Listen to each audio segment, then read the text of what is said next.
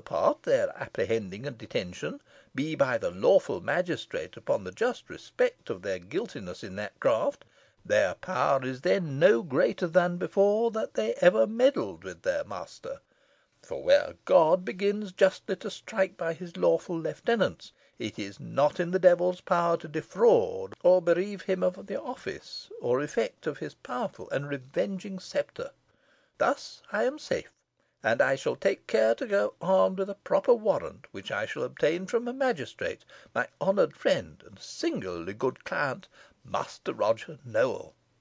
This will obtain me such assistance as I may require, and for due observance of my authority I shall likewise take with me a peace officer or constable."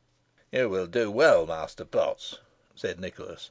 "Still you must not put faith in all the idle tales told you, for the common folk hereabout are blindly and foolishly superstitious, and fancy they discern witchcraft in every mischance, however slight, that befalls them.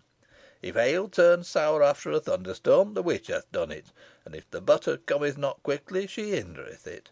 If the meat roast ill, the witch hath turned the spit, and if the number pie taste ill, she hath had a finger in it. If your sheep have the foot rot, your horses the staggers or string halt, your swine the measles, your hounds the surfeit, or your cow slippeth her calf, the witch is at the bottom of it all. If your maid hath a fit of the sullens, or doeth her work amiss, or your man breaketh a dish, the witch is in fault, and her shoulders can bear the blame.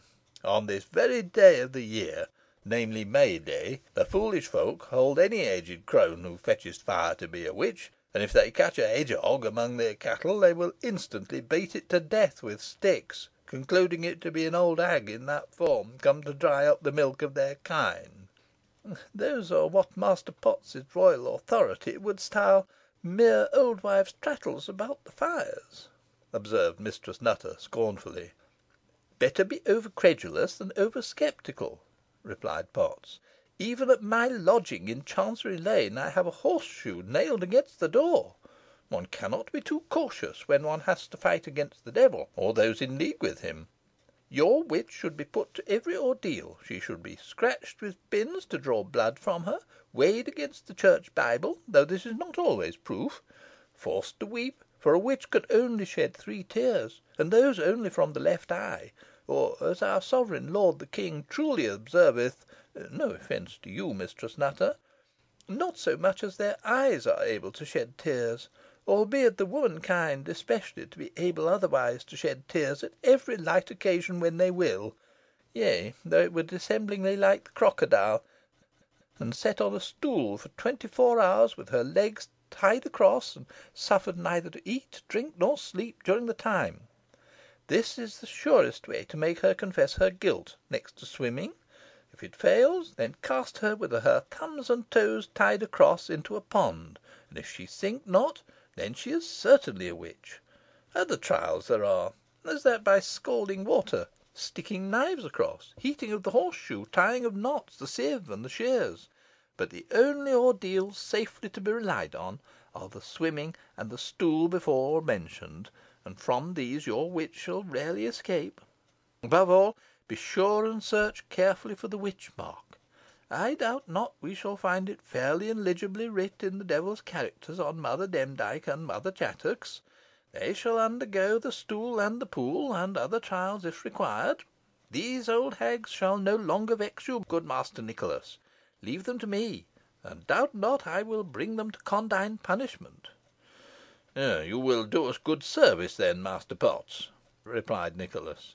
"But since you are so learned in the matter of witchcraft, resolve me, I pray you, how it is that women are so much more addicted to the practice of the black art than our own sex?"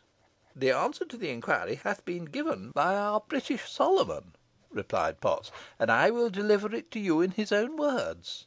'The reason is easy,' he saith, 'for as that sex is frailer than man, so it is easier to be entrapped in those gross snares of the devil, as was over well proved to be true by the serpent's deceiving of Eve at the beginning, which makes him the homelier with that sex sensine.'" "Good and sufficient reason, Master Potts," said Nicholas, laughing. "Is it not so, Mistress Nutter?" "Ay, marry, if it satisfies you," she answered, drily. It is of a piece with the rest of the reasoning of the royal pedant, whom Master Potts styles the British Solomon." "I only give the learned monarch the title by which he is recognised throughout Christendom," rejoined Potts, sharply. "Well, there is comfort in the thought that I shall never be taken for a wizard," said the squire. "Be not too sure of that, good Master Nicholas," returned Potts. "Our present prince seemed to have you in his eyes when he penned the description of a wizard, for he saith, 'A great number of them that have ever been convict or confessors of witchcraft, as may presently be seen by they that have this time confessed, are some of them rich and worldly wise, some of them fat or corpulent in their bodies, and most part of them altogether given over to the pleasures of the flesh, continual haunting of company, and all kinds of merriness, lawful and unlawful.'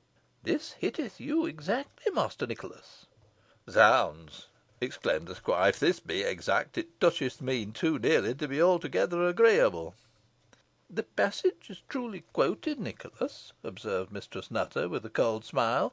"I perfectly remember it. Master Potts seems to have the demonology at his fingers' ends."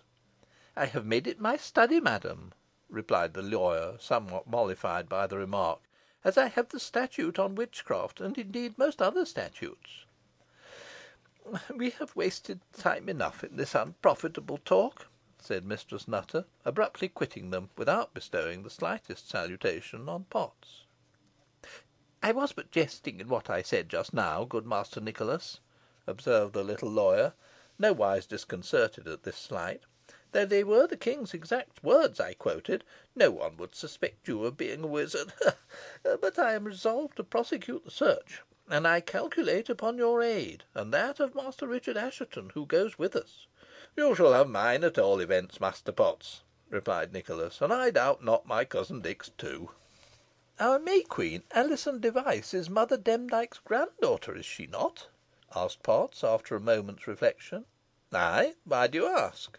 demanded Nicholas. "For a good and sufficient reason," replied Potts. "She might be an important witness, for, as King James saith, 'Bairns or wives may, of our law, serve for sufficient witnesses and proofs.' And he goeth on to say, 'For who but witches can be proofs, and so witnesses of the doings of witches?'" "You do not mean to aver that Alizon Device is a witch, sir?" cried Nicholas, sharply. "I aver nothing," replied Potts; "but as a relative of a suspected witch, she will be the best witness against her."